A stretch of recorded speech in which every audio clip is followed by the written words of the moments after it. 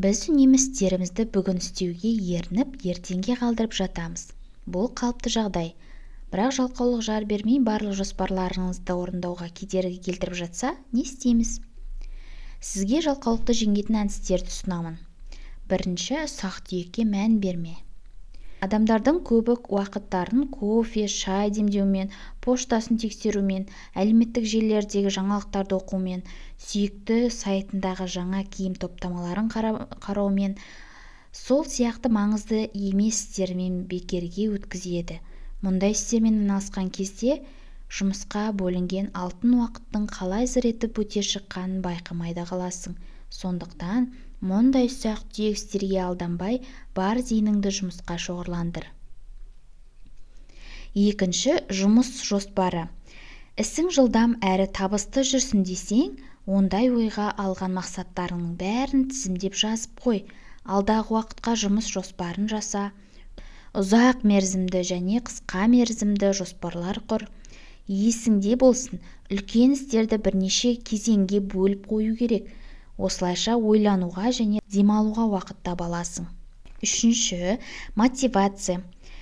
Еңбегінің мәні арқылы еске түсіретін бір нәрсе істе. Мысалы, мақсатың автокөлік сатып алу болсын.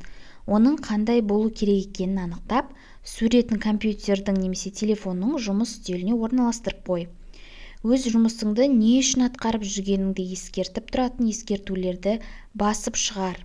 Сондай-ақ, ұлы адамдардың мақсаттар, армандар туралы қанатты сөздер жазылған мотивациялық кітаптарды сатып ал. Бойың босаңси бастағанда дереу сол кітаптарды оқы. Қанатты сөздердің бәрі сені міндетті түрде шабыттандырады. Төртінші, таңды дұрыс қарсы ал.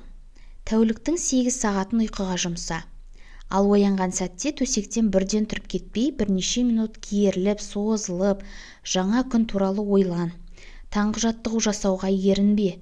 5 минуттық жеңіл жаттығулардың өзі күні бойы сергек жүруге көмектеседі. Ыстық суық суды кезектестіріп, контрастный душқа түсіңіз. Ағзаны оятып, оған күш-қуат берудің ең жақсы әдісін қолданыңыз.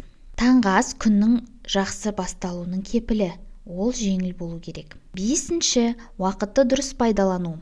Уақытты жоспарлау өнері бос уақытыңызды бір шыны аяқ кофе ішуге де үнемдей алады. Біз қазір уақыт жетпей қалды деген түсінікке орын жоқ заманда өмір сүріп жатырмыз. Кейде берілген жұмыс көлемін 1 сағатта немесе 1 күнде орындау мүмкін емес сияқты көрініп кетеді. Сол кезде бізге көмекке тайм-менеджмент келеді. Өз міндеттерімізді орындау арқылы біз мақсатымызға, арманымызға күн сайын жақындай береміз. Сол үшін де барынша тырысуға болады. Алтыншы, мен жарадым. Өзіңе бір шарт қой. Мысалы, егер жоспардағы бір істі атқара алсам, өзіме әдемі көйлек аламын.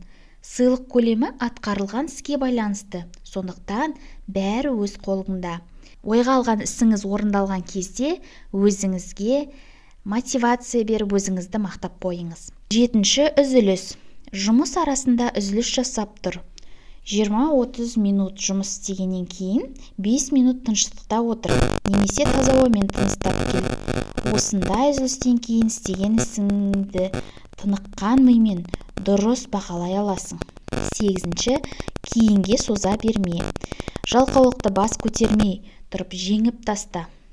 Ең бастысы, оның жалқаулық немесе басқа бір сырқаттың белгілері екенін дұрыс анықтап, қателеспеу керек. Әлсіздік, көңілсіздік, ұйқышылдық, егер сырқаттың осы аталған белгілері анық байқалмаса, онда бұл жалқаулық.